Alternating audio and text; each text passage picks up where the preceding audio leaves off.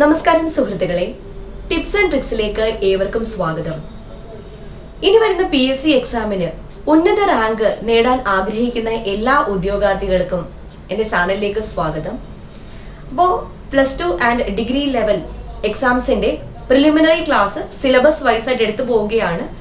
English ഇന്ന് മുതലാണ് നമ്മൾ സ്റ്റാർട്ട് ചെയ്യാൻ പോകുന്നത്. അപ്പോൾ ഫ്രഷേഴ്സ് ആദ്യമായിട്ട് വരുന്ന ആരെങ്കിലും ഉണ്ടെങ്കിൽ ഇന്ന് തൊട്ട് തന്നെ ഫോളോ ചെയ്ത് പോവുക. മുന്നേ അപ്ലോഡ് ചെയ്ത വീഡിയോസ് സമയം പോലെ കണ്ടു തീർക്കുക. അപ്പോൾ ഇന്ന് ഇംഗ്ലീഷിലെ ഫസ്റ്റ് ടോപ്പിക്കാണ് നമ്മൾ എടുക്കാൻ പോകുന്നത്, ടൈപ്സ് ഓഫ് സെന്റൻസസ്. അപ്പോൾ ഇംഗ്ലീഷ് ഗ്രാമറിൽ സിലബസിൽ ആദ്യം പറഞ്ഞിരിക്കുന്ന ടോപ്പിക്കാണ് ടൈപ്സ് ഓഫ് സെന്റൻസസ്. അതിലേക്ക് നമുക്ക് കടക്കാം. സെന്റൻസസിനെ പ്രധാനമായിട്ടും രണ്ട് രീതിയിലാണ് ക്ലാസിഫൈ ചെയ്തിരിക്കുന്നത്: based on their purpose and based on their structure. പർപ്പസിനെ ബേസ് ചെയ്ത് അല്ലെങ്കിൽ ഫംഗ്ഷനെ ബേസ് ചെയ്ത് സെന്റൻസിനെ 4 ആയിട്ട് ക്ലാസിഫൈ ചെയ്തിരിക്കുന്നു.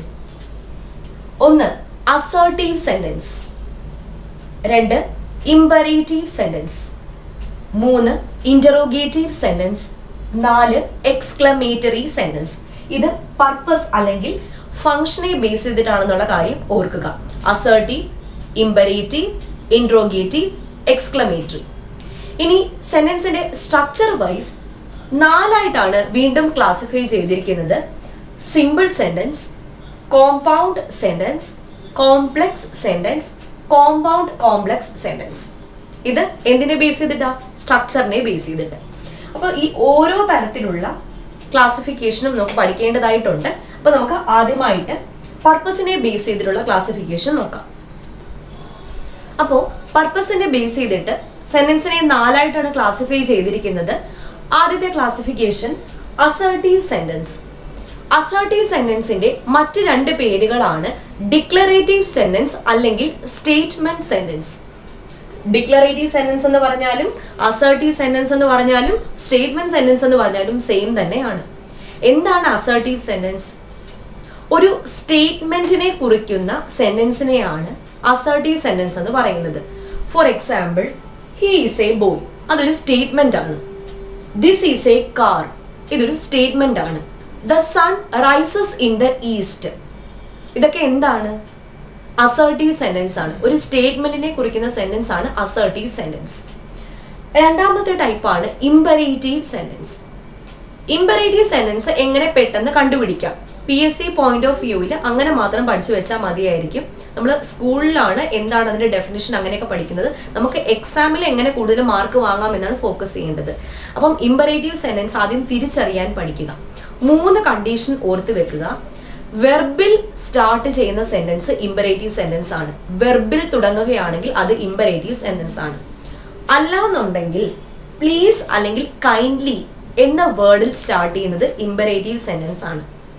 ഡു നോട്ടിൽ സ്റ്റാർട്ട് ചെയ്യുന്നതും ഇംപറേറ്റീവ് സെന്റൻസ് ആണ്. നമ്മുടെ ഡെഫിനിഷൻ പറയുമ്പോൾ കമാൻഡ്, റിക്വസ്റ്റ് ഓർ ഓർഡർ ഇതിനെ കുറിക്കുന്നതാണ് ഇംപറേറ്റീവ് എന്നാണ് പറയുന്നത്.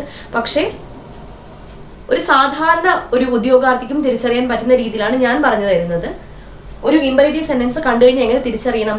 വെർബിൽ തുടങ്ങുകയാണെങ്കിൽ, വെർബ് എന്ന് പറഞ്ഞാൽ എന്താണെന്നറിയാലോ? ഡൂയിങ് വേർഡ്സ്, അതായത് ചെയ്യുന്ന പ്രവൃത്തിയാണ് വെർബ് എന്ന് പറയുന്നത്. അപ്പം വെർബിൽ തുടങ്ങുന്നത് തുറക്കുക, അടയ്ക്കുക, എഴുതുക, ഓടുക, ഇങ്ങനെ വെർബിൽ തുടങ്ങുന്ന സെന്റൻസ്. അല്ലെങ്കിൽ പ്ലീസ്, കൈൻഡ്ലി എന്നീ വാക്കുകൾ തുടങ്ങുന്ന സെന്റൻസ്, അല്ലെങ്കിൽ ഡു നോട്ടിൽ തുടങ്ങുന്ന സെന്റൻസ്. ഇതെല്ലാം ഇംപറേറ്റീവ് സെന്റൻസ് ആണ്. Example, open the door. Open എന്ന് പറയുന്നത് വെർബല്ലേ? അപ്പോൾ ഓപ്പൺ ദ ഡോർ എന്ന് പറയുന്നത് ഇംപറേറ്റീവ് ആണ്. Shut the door, close the window, അതൊക്കെ എന്താണ്? ഇംപറേറ്റീവ് സെന്റൻസ് ആണ്. Please give me a pen, പ്ലീസിലല്ലേ സ്റ്റാർട്ട് ചെയ്തത്, അപ്പോൾ ഇംപറേറ്റീവ് സെന്റൻസ് ആണ്. Do not create a problem, do നോട്ടിൽ സ്റ്റാർട്ട് ചെയ്തു, അപ്പോൾ ഇംപറേറ്റീവ് സെന്റൻസ് ആണ്. ഇങ്ങനെ നമുക്ക് സെന്റൻസുകൾ തിരിച്ചറിയാൻ പറ്റും. അടുത്ത ടൈപ്പ് നോക്കാം. അടുത്ത 3ാമത്തെ ടൈപ്പാണ് ഇന്ററോഗേറ്റീവ് സെന്റൻസ്. ഇന്ററോഗേറ്റീവ് സെന്റൻസ് എന്ന് പറഞ്ഞാൽ എന്താ? ക്വസ്റ്റ്യൻ ചോദിക്കുന്നതാണ് ഇന്ററോഗേറ്റീവ്. അപ്പോൾ ക്വസ്റ്റ്യൻസ് 2 രീതിയിലുള്ള ക്വസ്റ്റ്യൻസ് ഉണ്ട്. WH ക്വസ്റ്റ്യൻ അല്ലെങ്കിൽ ക്വസ്റ്റ്യൻ വേർഡ് ക്വസ്റ്റ്യൻ. രണ്ടാമത്തത് എസ് ഓർ നോ ക്വസ്റ്റ്യൻ. ഈ 2 ടൈപ്പ് ക്വസ്റ്റ്യൻസ് ആണ് നമ്മൾ പൊതുവെ കാണാറ്. WH ക്വസ്റ്റ്യൻ എന്ന് പറയുമ്പോൾ അത് തുടങ്ങുന്നത് WH എന്ന വേർഡിലായിരിക്കും. അല്ലാന്നുണ്ടെങ്കിൽ ഏതെങ്കിലും ഒരു ക്വസ്റ്റ്യൻ വേർഡിലായിരിക്കും. For example what, where, why, how, when അങ്ങനെയൊക്കെയുള്ള ക്വസ്റ്റ്യൻ വേർഡിലായിരിക്കും WH ക്വസ്റ്റ്യൻ അല്ലെങ്കിൽ ക്വസ്റ്റ്യൻ വേർഡ് ക്വസ്റ്റ്യൻ സ്റ്റാർട്ട് ചെയ്യുന്നത്. അപ്പൊ ഇതിനൊരു ഫോർമാറ്റ് ഉണ്ട്. നമുക്കൊരു ക്വസ്റ്റ്യൻ തന്നെ ഒന്ന് പറഞ്ഞു നോക്കാം. Why do you come here? നീ എന്തിനാണ് ഇവിടെ വന്നത്? അപ്പോൾ ഇതിന്റെ ഫോർമാറ്റ് എന്താ? ആദ്യം വൈ, അതായത് ആദ്യം ക്വസ്റ്റ്യൻ വേർഡ് എഴുതി. Do, do, does, did, is, am, are, was, were ഇതിനൊക്കെ പൊതുവായിട്ട് പറയുന്ന പേരെന്താ? Auxiliary verb. Auxiliary verb. അപ്പൊ ക്വസ്റ്റ്യൻ വേർഡ് എഴുതി, ഓക്സിലറി വെർബ് എഴുതി, അത് കഴിഞ്ഞ് എന്താ എഴുതിയത്? സബ്ജക്റ്റ്. സബ്ജക്റ്റ് എഴുതി. കം, കം എന്ന് പറയുന്നത് ഇവിടുത്തെ മെയിൻ വെർബാണ്. മെയിൻ വെർബ് എഴുതി, അത് കഴിഞ്ഞ് ബാലൻസ് എഴുതി. ഇങ്ങനെയാണ് ക്വസ്റ്റ്യൻ വേർഡ് ക്വസ്റ്റ്യന്റെ ഫോർമാറ്റ്. ആദ്യം question word, auxiliary verb, subject, main verb, balance. ഇങ്ങനെയായിരിക്കും ഒരു ക്വസ്റ്റ്യൻ വേർഡ് ക്വസ്റ്റ്യന്റെ ഫോർമാറ്റ് എന്ന് പറയുന്നത്. ഇനി എസ് ഓർ നോ ക്വസ്റ്റ്യൻ എന്ന് പറഞ്ഞാൽ എന്താണ്? ഉത്തരം എസ് അല്ലെങ്കിൽ നോ ആയിരിക്കും. അപ്പൊ എസ് ഓർ നോ ക്വസ്റ്റ്യൻസ് തുടങ്ങുന്നത് ഓക്സിലറി വെർബിലായിരിക്കും. അതായത് do, does, did, is, am, are, was, were, has, have, had ഇതിൽ ഏതെങ്കിലും ഒരു ഓക്സിലറി വെർബിലായിരിക്കും എസ് ഓർ നോ ക്വസ്റ്റ്യൻസ് തുടങ്ങുക. ഇതിന്റെ ഉത്തരം എന്തായിരിക്കും? എസ് അല്ലെങ്കിൽ നോ ആയിരിക്കും. For example, do you like chocolates? നിനക്ക് ചോക്ലേറ്റ് ഇഷ്ടമാണോ? യെസ് ഓർ നോ അങ്ങനെയായിരിക്കും ഉത്തരം വരുന്നത്. അപ്പൊ ഇതിന്റെ ഫോർമാറ്റ് എന്താ? ഇതിന്റെ സെയിം ഫോർമാറ്റ് തന്നെയാണ്. എന്ത് മാത്രം ഇല്ല? ഫ്രണ്ടിൽ ഒരു ക്വസ്റ്റ്യൻ വേർഡ് ഇല്ല. ബാക്കി ഒഴിവാക്കിയിട്ട് പഠിച്ചാൽ മതി. Auxiliary do plus subject you, main verb like, balance of the sentence chocolate. Do you like chocolates? അപ്പം ഇത് രണ്ടുമാണ് ഇൻട്രോഗേറ്റീവ് സെന്റൻസ്. ഇനി നമുക്ക് എക്സ്ക്ലമേറ്ററി സെന്റൻസ് എന്താണെന്ന് നോക്കാം. അടുത്ത നാലാമത്തെ ടൈപ്പ് സെന്റൻസ് ആണ് എക്സ്ക്ലമേറ്ററി സെന്റൻസ്. എക്സ്ക്ലമേറ്ററി സെന്റൻസ് എന്ന് പറഞ്ഞാൽ നമുക്ക് പെട്ടെന്നുണ്ടാകുന്ന വികാരങ്ങളെ പ്രകടമാക്കാൻ വേണ്ടി ഉപയോഗിക്കുന്നതാണ്. അതായത് പെട്ടെന്നുണ്ടാകുന്ന സന്തോഷം, വിഷമം, വിഷാദം അങ്ങനത്തെ കാര്യങ്ങളൊക്കെ എക്സ്പ്രസ് ചെയ്യാൻ വേണ്ടിയിട്ടാണ് എക്സ്ക്ലമേറ്ററി സെന്റൻസ് ഉപയോഗിക്കുന്നത്. അപ്പോൾ എക്സ്ക്ലമേറ്ററി സെന്റൻസ് പെട്ടെന്ന് തിരിച്ചറിയാനുള്ള ഫോർമാറ്റ് എന്ന് പറയുന്നത് എക്സ്ക്ലമേഷൻ വേർഡ് ഉണ്ട്. അലാസ്, ഹുറേ, ബ്രാവോ, ഓ അങ്ങനത്തൊക്കെയാണ് എക്സ്ക്ലമേഷൻ വേർഡ്സ്. അപ്പോൾ ഈ വേർഡിന്റെ കൂടെ ഒരു അസർട്ടീവ് സെന്റൻസ്, ഇതാണ് എക്സ്ക്ലമേറ്ററി സെന്റൻസിന്റെ ഫോർമാറ്റ്. Example, hurray. ഹുറേ എന്ന് പറഞ്ഞ എക്സ്ക്ലമേഷൻ വേർഡ് കൊടുത്തു, അത് കഴിഞ്ഞൊരു assertive sentence, we have won the match. Hurray exclamation mark, we have won the match. Okay. ഇനി എക്സ്ക്ലമേറ്ററി സെന്റൻസ് വാട്ടിലും ഹൗയിലും സ്റ്റാർട്ട് ചെയ്യാറുണ്ട്. നമ്മൾ കണ്ടിട്ടുണ്ട്. What a beautiful flower it is. എന്ത് മനോഹരമായ പൂവാണത്. വാട്ട് എ ബ്യൂട്ടിഫുൾ, ആശ്ചര്യത്തോടെ നമ്മൾ പറയുന്നു, what a beautiful flower it is. How deep the river is. How deep the river is. അപ്പോൾ വാട്ടിലും ഹൗയിലും എക്സ്ക്ലമേറ്ററി സെന്റൻസ് ക്രിയേറ്റ് ചെയ്യാറുണ്ട്. അപ്പോൾ ഈ 4 type sentence, assertive, imperative, interrogative, exclamatory, ഈ 4 ടൈപ്പ് സെന്റൻസ് ആണ് ഫംഗ്ഷൻ അല്ലെങ്കിൽ പർപ്പസിനെ base ചെയ്തിട്ടുള്ളത്. അടുത്ത ക്ലാസിഫിക്കേഷനിലേക്ക് പോകാം. സെന്റൻസിന്റെ സ്ട്രക്ചറിനെ ബേസ് ചെയ്തിട്ടുള്ള ക്ലാസിഫിക്കേഷൻ ആണ് അടുത്ത് പറയാൻ പോകുന്നത്. സ്ട്രക്ചറിനെ ബേസ് ചെയ്തിട്ട് സെന്റൻസിനെ നമുക്ക് 4 ആയിട്ട് ക്ലാസിഫൈ ചെയ്യാം. ഒന്നാമത്തെ ടൈപ്പാണ് സിമ്പിൾ സെന്റൻസ്. എന്താണ് സിമ്പിൾ സെന്റൻസ്? സിമ്പിൾ സെന്റൻസ് എന്ന് പറഞ്ഞാൽ ഒരു മെയിൻ ക്ലോസ് മാത്രം ഉള്ള സെന്റൻസിനെയാണ് സിമ്പിൾ സെന്റൻസ് എന്ന് പറയുന്നത്. ഓൺലി വൺ മെയിൻ ക്ലോസ്, ഒരു മെയിൻ ക്ലോസ് മാത്രമുള്ള സെന്റൻസ് ആണ് എന്ത്? Simple sentence. അപ്പോൾ എന്താണ് മെയിൻ ക്ലോസ്? മെയിൻ ക്ലോസ് എന്ന് പറഞ്ഞാൽ ഒരു സബ്ജക്റ്റും ഒരു പ്രെഡിക്കേറ്റും ഉണ്ടായിരിക്കും. സബ്ജക്റ്റ് എന്ന് പറയുന്നത് കർത്താവ്, പ്രെഡിക്കേറ്റ് എന്ന് പറയുന്നത് കർത്താവ് ചെയ്യുന്ന ക്രിയയുടെ ഫലം അനുഭവിക്കുന്ന കർമ്മം. ഒരു കർത്താവും കർമ്മവുമുള്ള സെന്റൻസിനെയാണ് എന്ത് പറയുന്നത്? മെയിൻ ക്ലോസ് എന്ന് പറയുന്നത്. കൂടാതെ ഇതിന് ഒരു അർത്ഥവത്തായ, ഒരു പൂർണ്ണമായ അർത്ഥവും ഉണ്ടായിരിക്കും. For example, we must eat to live. ജീവിക്കാൻ വേണ്ടി കഴിക്കുക. We must eat to live. അപ്പൊ ഇതെന്ന് പറയുന്നത് സബ്ജക്റ്റ് ഉണ്ട്, വി, പ്രെഡിക്കേറ്റ് ഉണ്ട്, ഈറ്റ് ടു ലീവ്, പൂർണ്ണമായ അർത്ഥവുമുണ്ട്. അപ്പൊ ഇങ്ങനത്തെ സെന്റൻസ് ആണ് സിമ്പിൾ സെന്റൻസ് എന്ന് പറയുന്നത്. സിമ്പിൾ ആയിട്ടൊരു എക്സാമ്പിൾ പറഞ്ഞാൽ, the sky is blue. The sky is blue ഒരു സിമ്പിൾ സെന്റൻസ് ആണ്. പൂർണ്ണമായ അർത്ഥമുണ്ട്, സബ്ജക്റ്റ് ഉണ്ട്, പ്രെഡിക്കേറ്റ് ഉണ്ട്. അപ്പോൾ ഇതെന്താണ്? സിമ്പിൾ സെന്റൻസ് ആണ്. സിമ്പിൾ ആയിട്ട് നമ്മൾ പറയുന്ന സ്റ്റേറ്റ്മെന്റ്സ് എല്ലാം സിമ്പിൾ സെന്റൻസ് ആണ്. He is A boy, he has A car, ഇതൊക്കെ എന്താണ്? സിമ്പിൾ സെന്റൻസ് ആണ്. അല്ലാന്നുണ്ടെങ്കിൽ ബീയിങ് അല്ലെങ്കിൽ ഹാവിങ്ങിൽ സ്റ്റാർട്ട് ചെയ്യുന്ന സെന്റൻസും സിമ്പിൾ സെന്റൻസ് ആണ്. അപ്പോൾ ബീയിങ് അല്ലെങ്കിൽ ഹാവിങ്ങിൽ സ്റ്റാർട്ട് ചെയ്യുമ്പോൾ നമ്മൾ വിചാരിക്കും കുറച്ച് കോംപ്ലക്സ് ആയിട്ടുള്ള സെന്റൻസ് ആണെന്ന് വിചാരിക്കും. പക്ഷെ അങ്ങനെയല്ല അതിന്റെ മീനിങ്. ബീയിങ് അല്ലെങ്കിൽ ഹാവിങ്ങിൽ സ്റ്റാർട്ട് ചെയ്ത സെന്റൻസും എല്ലാം സിമ്പിൾ സെന്റൻസ് ആണെന്ന് കൂടി ഓർക്കുക. ഈ 2 പോയിന്റ്സ് മാത്രം ഓർത്താൽ മതി. ഒറ്റ മെയിൻ ക്ലോസ് ഉള്ള സെന്റൻസ് സിമ്പിൾ സെന്റൻസ് ആണ്. ബീയിങ്, ഹാവിങ് ഇതിൽ സ്റ്റാർട്ട് ചെയ്യുന്ന സെന്റൻസ് എല്ലാം സിമ്പിൾ സെന്റൻസ് ആണ്. ബീയിങ്, ഹാവിങ് ഇതിനൊരു എക്സാമ്പിൾ നോക്കാം. അപ്പൊ ഇതിനൊരു example, having finished his exercise, he put away his books. Having finished his exercise, he put away his books. അവന്റെ ഹോംവർക്ക്, അതായത് എക്സസൈസോട് ഉദ്ദേശിക്കുന്ന ഹോംവർക്ക് ആണ്. അവന്റെ ഹോംവർക്ക് പൂർത്തിയാക്കി അവൻ ബുക്കെല്ലാം മടക്കി വെച്ചു. അവന്റെ ഹോംവർക്ക് പൂർത്തിയാക്കി അവൻ ബുക്കെല്ലാം മടക്കി വെച്ചു. ഇതൊരു സിമ്പിൾ സെൻസിൽ പറയുന്ന സെന്റൻസ് ആണ്. അപ്പോൾ ഹാവിങ് അല്ലെങ്കിൽ ബീയിങ് സ്റ്റാർട്ട് ചെയ്യുന്നതെന്ന് മാത്രം നോക്കിയാൽ മതി. അത് സിമ്പിൾ സെന്റൻസ് ആണ്. ഓക്കെ, ഇനി നമുക്ക് രണ്ടാമത്തെ സെന്റൻസ് നോക്കാം. Compound sentence. കോമ്പൗണ്ട് സെന്റൻസ് എന്ന് പറഞ്ഞാൽ 2 മെയിൻ ക്ലോസ് മാത്രമുള്ള സെന്റൻസ് ആണ് കോമ്പൗണ്ട് സെന്റൻസ്. അതായത് ആ സെന്റൻസിന് 2 പാർട്ട് ഉണ്ടായിരിക്കും. ഈ 2 പാർട്ടിനും കംപ്ലീറ്റ് ആയിട്ടുള്ള മീനിങ് ഉണ്ടായിരിക്കും. For example, we must eat or we can't leave. ഇവിടെ 2 സെന്റൻസ് ഉണ്ട്. ഏതൊക്കെയാണ്? we must eatഉം we can't leaveഉം. ഇത് രണ്ടും കംപ്ലീറ്റ് ആയിട്ട് മീനിങ് ഉള്ള 2 സെന്റൻസുകളാണ്. we must eat, we can't leave. ഇതിന് രണ്ടിനെയും കൂടെ കണക്ട് ചെയ്തിട്ട് ഒരു കോഓർഡിനേറ്റിംഗ് കൺജങ്ഷൻ വന്നിട്ടുണ്ട്. കോഓർഡിനേറ്റിംഗ് കൺജങ്ഷൻ 2 അർത്ഥവത്തായ ക്ലോസുകളെ തമ്മിൽ കോഓർഡിനേറ്റിംഗ് കൺജങ്ഷൻ വെച്ച് യോജിപ്പിച്ചിട്ടുണ്ടെങ്കിൽ ആ ടൈപ്പിലുള്ള സെന്റൻസ് ആണ് കോമ്പൗണ്ട് സെന്റൻസ്. അപ്പൊ ഈ കോഓർഡിനേറ്റിംഗ് കൺജങ്ഷന്റെ എക്സാമ്പിൾസ് നോക്കി വെക്കുക.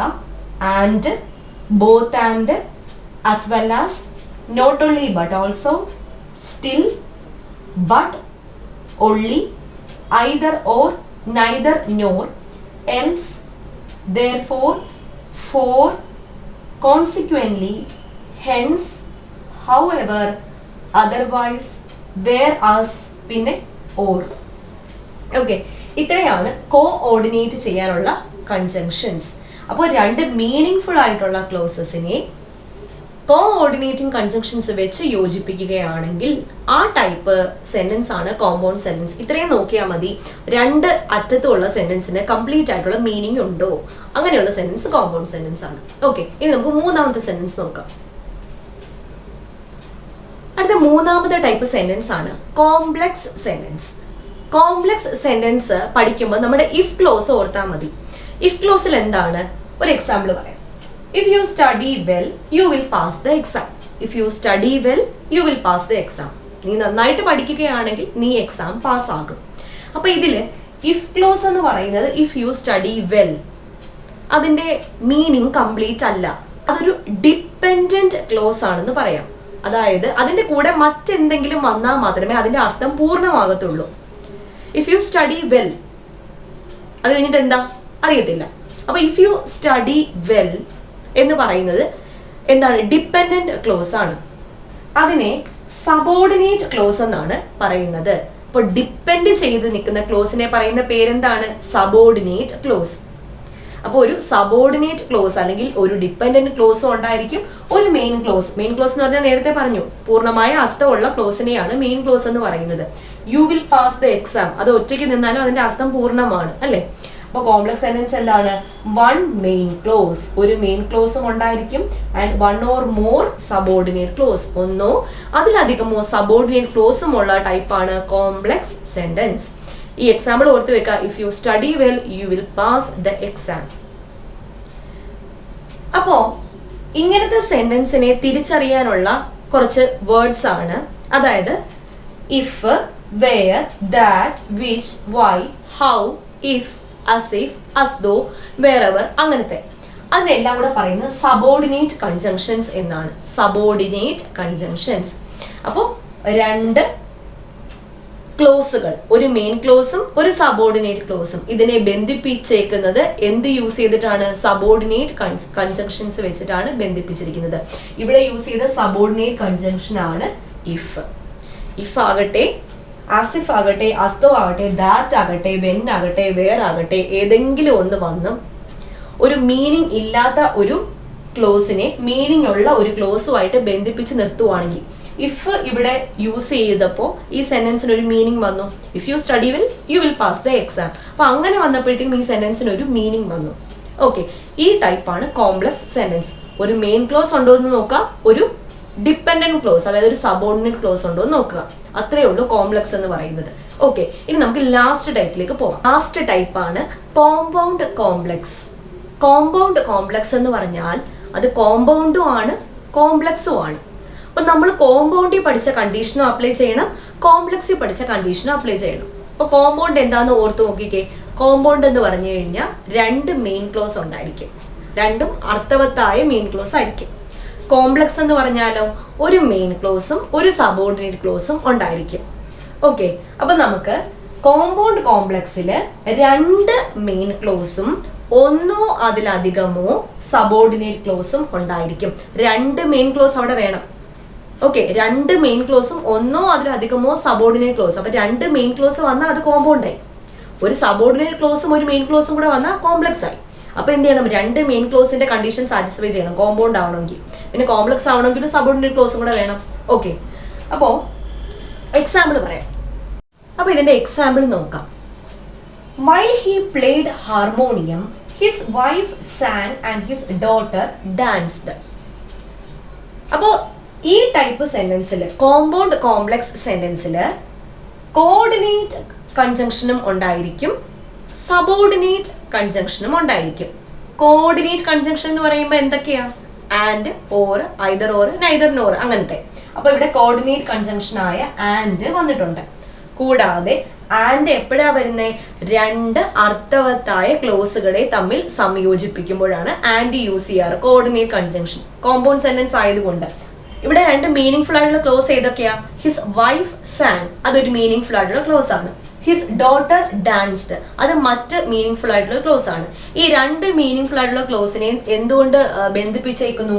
ആൻഡ് എന്ന് പറയുന്ന കോർഡിനേറ്റിംഗ് കൺജങ്ഷൻ കൊണ്ട് ബന്ധിപ്പിച്ചിരിക്കുന്നു. അതുകൊണ്ട് ഇത് കോമ്പൗണ്ട് ആണെന്ന് ക്ലിയർ ആയി. ഇനി കോംപ്ലക്സ് ആവണമെങ്കിൽ എന്ത് വേണം? ഒരു സബോർഡിനേറ്റ് ക്ലോസ്, അതായത് മീനിങ് ഇല്ലാത്ത ഒരു ക്ലോസും കൂടെ വേണം. വൈൽ ഹി പ്ലേഡ് ഹാർമോണിയം, അയാൾ ഹാർമോണിയം പ്ലേ ചെയ്തുകൊണ്ടിരുന്നപ്പോൾ.